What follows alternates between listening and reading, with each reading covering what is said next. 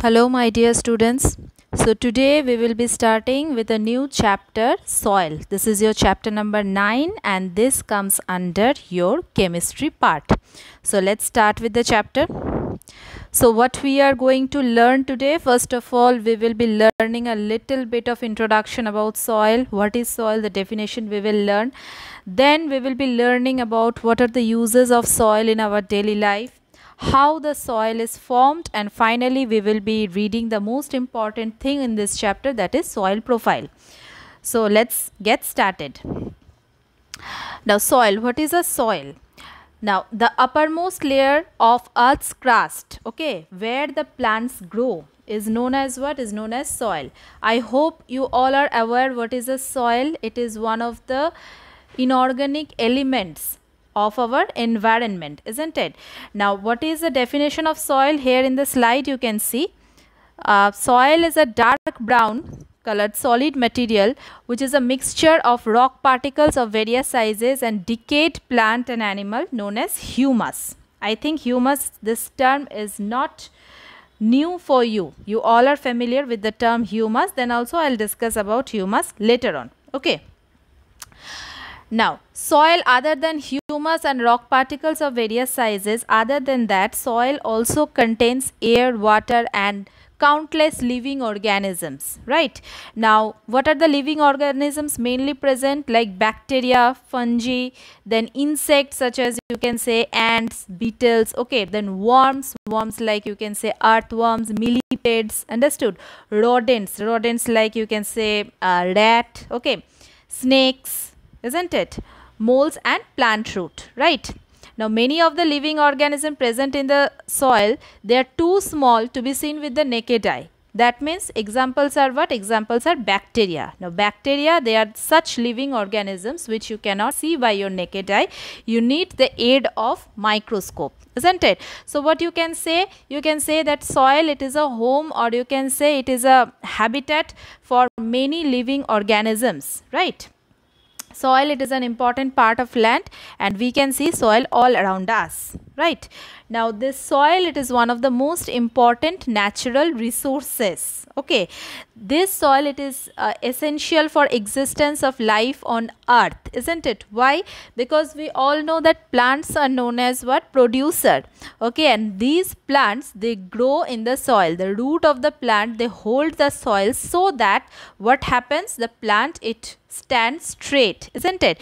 Soil, it supports the growth of a plant by holding their roots firmly and by supplying them with water and nutrients. Later on in another chapter, when I'll discuss about transportation in plants and animals, there you will come to know that how does the water from the soil, it reaches to the plant, right? So if there were no soil on the earth, then there would be no grass, no crop plant, no tree, and hence no food for us or other land animal, isn't it? Otherwise, what will happen? The entire ecosystem will be abrupted, right?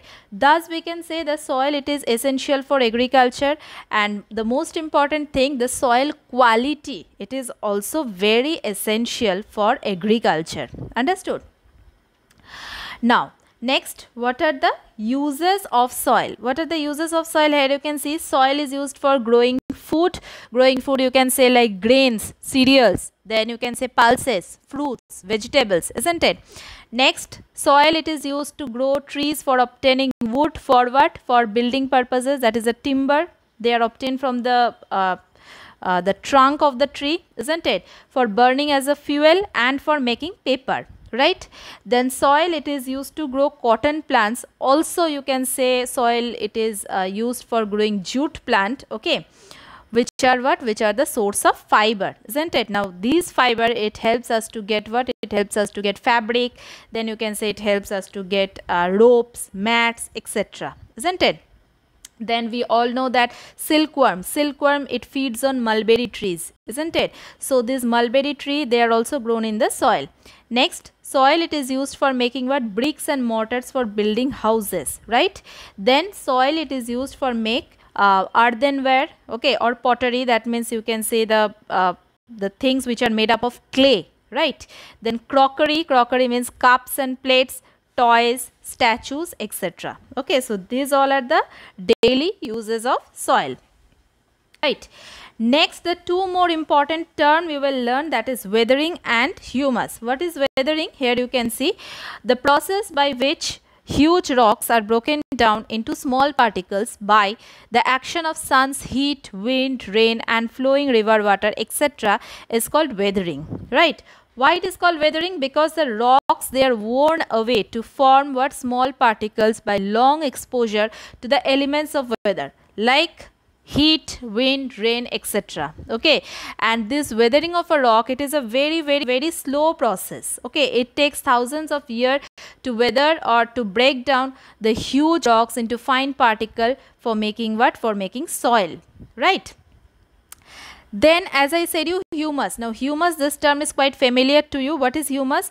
The organic matter which are formed by the decomposition of dead plants and animals by the microorganism is called what? Humus, right? Now this humus, it is the most fertile matter which helps in the growth of you can say the crop plants. Humus, it contains what? Basically it contains the nitrogen and phosphorus which are needed by the plants for their growth. Right. Now, why did I discuss about these two terms? Because now we will be learning how the soil is formed. Okay. And for knowing how the soil is formed, you need to know what is weathering and what is humus.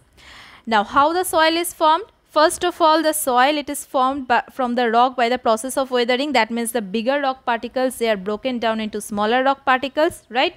Now, these tiny rock particles then mix up to form what? Soil, right? Now, the nature of the soil, it depends on the rocks from which it has been formed and the type of vegetation grow in it, right? So, this is how what the soil it forms, right? Next is soil profile. Now the most important thing is soil profile. Now what is soil profile? If we look carefully on the sides of a trench made by digging soil from the surface of earth downwards, then what we will find, we can find the soil, it consists of three different layers. Okay, the diagram that I'll show you, okay, from there you can find it out. What is soil profile? A vertical section through the soil showing the different layers of soil is called what? Is called soil profile, right? And each layer of soil is called horizon. Okay, now this soil profile, it contains three different layers. Number one is A horizon. A horizon is also known as topsoil. As I said you that each different layer is known as horizon. So the topsoil is one of the layer. The name is A horizon. Next, in the middle it comes what? Subsoil, or you can say B horizon. And finally it comes what? Substratum, or it is also known as C horizon. Okay, here you can see this picture. Okay, here you can see three different layers are there: A horizon, B horizon and C horizon. The first layer, it is referred to as the A horizon, that is the topsoil, topmost portion where the plants grow. Second layer is known as what? Is known as the B horizon or the subsoil. And the third layer, it is known as what? It is known as C horizon or substratum. And beneath the C horizon or substratum, there lies what? There lies a bedrock or parent rock. Okay. Now we will discuss in details about each of the horizon one by one. What are the characteristics of A horizon? Point wise you can remember. Number one, which one is the A horizon? The top layer of the soil is known as A horizon. Okay. Now this is also known as what? Also known as topsoil. Now this topsoil, it is darker in color. Why it is darker in color? Because it is rich in minerals and humus. The roots of the plant, it grows in the topsoil, right? This topsoil, it contains many living things, okay, like insects, beetles, worms, rodents, mole, all these they reside in the topmost layer of soil. Okay, bacteria and fungi, they also occurs in the topmost layer of soil. And the most important thing is that topsoil, it contains a lot of decayed, dead plants and animal remains. Okay, so we can say that topsoil, it contains what? It contains a lot of humus. And since there is a availability of lot of humus, that is why it makes the topsoil very fertile due to the presence of this huge amount of humus. Okay, the soft soil, what is its texture? It is soft and porous and it can hold more of water. Okay, and they are rich in minerals, of course. Why? Due to the presence of humus which the plants need for growth. Okay, so we can say plant, it gets all the essential nutrients from topsoil, and this is referred to as the most useful part of the soil. Next comes the B horizon. It is also known as what? It is also known as subsoil. Which layer of the soil is known as B horizon? The layer of the soil which is just below the topsoil is known as what? Is known as B horizon, right? Now this subsoil or B horizon, it is made up of slightly bigger rock particles than that of the topsoil. Okay, so since it is heavier, so obviously it will lie below the topsoil. Now it is somewhat harder and more compact, right? Now subsoil, it is also lighter in color than that of what? Than that of the topsoil. Okay, it contains living organisms but very little. Okay, the root of some of the trees, the huge trees, sometimes they able to reach the subsoil. Okay, and this subsoil, they has got very little humus. Since humus, it is lighter in weight. Okay, so all the time what happens is humus, it remains in the topsoil. Okay, so due to the presence of lesser amount of humus, this subsoil is much less fertile as compared to the topsoil. Next is the C horizon. Okay, C horizon. What is C horizon? The layer of the soil which is just below the subsoil is known as what? Is known as C horizon. It is known as what? It is also known as substratum. Okay, they are made up of small lumps of broken rocks formed by the partial weathering of bedrock. Okay, so in other words, what we can say? We can say that the substratum, it consists of partially weathered rock. Okay. So below this C horizon, what do we have? We have unweathered solid rock known as what? Known as bedrock. Okay, so it is actually this bedrock which has produced the soil over a long period of time. Since it is heavier in mass, so it lies at the beneath. Understood?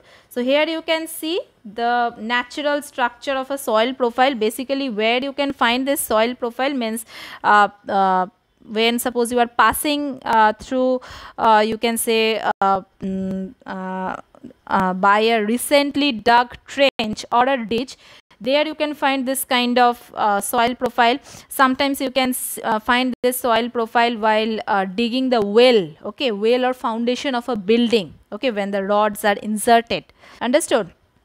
Soil profile, they can also be seen at the sides of road, on a hill or a steep river bank. Okay, so all these situations, it gives us a side view of the soil which tells us that soil, it consists of different layers, 3 different layers. Here you can see the topmost one, it is darker in color. Here in this diagram picture you can see. Okay, then the subsoil, it is less darker, and finally the C horizon, that is the lightest, isn't it? Okay, so different factors like you can say wind, temperature, rainfall, light, humidity, these all are important climatic factor which affect the formation of soil, or you can say for the formation of soil profile, and it bring changes in the soil structure. So this is all about today. In our next class, we will be discussing about the composition of soil, and we will also discuss about the types of soil. Thank you everyone.